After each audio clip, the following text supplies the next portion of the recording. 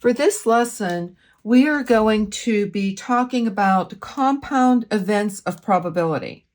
So there's two things that you should know. For a compound event, sometimes you're multiplying the number of ways something can be given to you to find out the total possible combinations.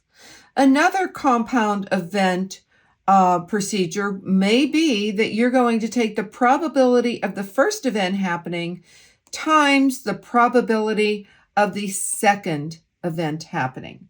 And when we're doing this, we want to remember that theoretical probability is the number of ways the event can occur over the total number of equally likely outcomes. So for the first problem, let's see what we're dealing with. It says how many different sandwich combinations can be made if there are 3 types of bread. So let's mark that text. 2 kinds of meat and 3 toppings. Now, when we're talking about toppings, we're talking about lettuce, tomato, mustard, mayo, but they're just giving you a choice of 3. So if we wanted to know how many different sandwich combinations could be made, it's a simple multiplication problem. We're going to multiply 3 times 2 times 3. And we know that 3 times 2 is 6, and 6 times 3 is equal to 18. So there are going to be 18 different combinations that can be made. In the past, you might have found out the number of combinations by listing or by making a tree, but this is merely by using a multiplication problem. All right, well, let's look at number 2. There's a bag of marbles with 8 red, 6 blue, and 14 green. We're going to read the whole thing first and then go back. 1 marble is taken out and then put back in the bag before the second pick. And then we want to know what is the probability that a red one is chosen each time, and what is the probability that a green and a blue are chosen. All right, so let's go ahead and let's mark this text. There's a bag of marbles of 8 red, 6 blue, and 4 green. So it's important for me to know that my total number of marbles are 18. All I did was add those together. 1 marble is taken out, but then it's put back in. That is very important to know. So when we're working problem A, I'm going to work it over here, we see it says, what is the probability that a red is chosen each time? Well, when we're talking about red, we see that there's 8 of them. So we know that it would be 8 over 18, because that's the number of the total.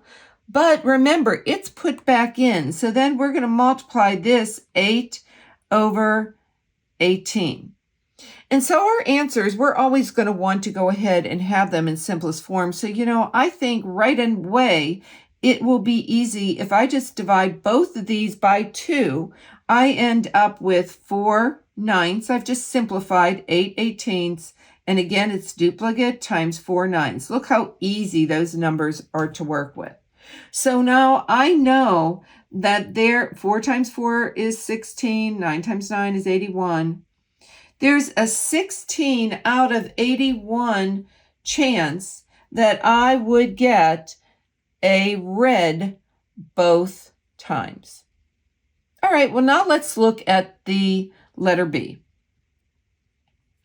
So for letter B, it says, what is the probability that a green and a blue are chosen? And so when we're doing this, we're going to now look at our green number, and green is 4, so we're putting 4 over our 18. And now remember, it's put back in, so we're going to go ahead and we're going to take our 6 times 6 over 18. Well, again, it's just easier to simplify these before I do any multiplying. So I know 4 18ths, I'm going to divide both by 2. 4 divided by 2 is 2. 18 divided by 2 is 9. And I'm going to divide this by 2. 6 divided by 2 is 3. 18 divided by 2 is 9. Well, after multiplying, I see I have 6 out of 81. But I know that's not in simplest terms because I can divide both of these by 3. And my answer will be 2 out of 27. We would end up having a red and a blue. Well, you'll say, well, what's the guarantee that the red is going to be chosen? You just have to take that information and write down the red information and then the blue. Don't think too much about the fact that, well, I could pick a red. We're assuming that you really do pick a green. And all problems that you would do would tell you to assume the first one chosen is a green. So you can set up your problem. All right, well, I'm going to separate this because now we're going to a different kind of problem. This one is a bag of marbles. And notice, we're going to read the whole thing. It has 4 red, 8 blue, 2 green. But one marble is taken out and then not put back in the bag before the second pick. So our procedure is going to be a little bit different. We want to know the probability that a blue is chosen each time, and what is the probability that a green and then a red is chosen, or a green and a red is chosen. So let's mark our text. There are, when I'm looking at this, I see these are my marbles, and 4 plus 8 is 12, and 2 more. We know that there are 14, so that's going to be very important when we're setting up our problem. The other very, very important thing to notice, they are not put back in the bag before you do your second pick. All right, so our procedure is going to be just a little bit different. So what is the probability that a blue is chosen each time? So let's look up at the blue. Let's do our letter A here.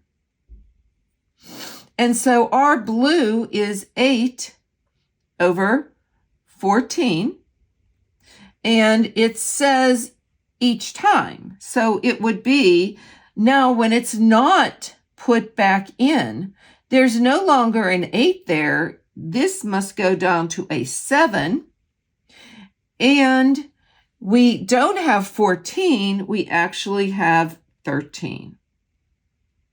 So now I have 8 14ths because there were 8 over 14 our total. Remember, we didn't put the marble back in, so that means that if we picked a blue one the first time, now there's only 7 of them, and the bag only has 13 inside. So I am going to go ahead and I will simplify before I multiply. I see that we have a 7 and a 14, so I'm going to divide by 7. 7 divided by 7 is 1. 14 divided by 7 is a 2. And now I can't do anything with the 8 and the 13, so I'm just going to multiply my straight across. 8 times 1 is 8. 2 times 13 is 26. So I have an 8 in 26 chance that I could actually go ahead and I could pick my blue and then my blue again. All right, well, let's look at part B. It says, what is the probability that a green and then a red is chosen? So again, for the green, I see that it is going to be a 2. There's 2 green marbles over 14 times. Now, the red wasn't mentioned before, so it will be 4. But remember, we are not putting the marble back in. So instead of a 14, we do have a 13. All right, well, let's make our life easier. Let's go ahead and simplify before we multiply. So I can see a 4 and a 14 have a 2 in common. So 4 divided by 2 is 2. There's my one number. And I see, so for this one, 14 divided by 2 is 7. So as I'm looking at this problem, I'm just going to multiply straight across at this point. I have 2 times 2 is 4, and my 7 times 13 is 91. So there is a 4 out of 91 chance that you would go ahead and you would pick a green and then a red. If this video was helpful to you today, please add a like, comment, and most importantly, subscribe for more Math with Marcia. See you again soon.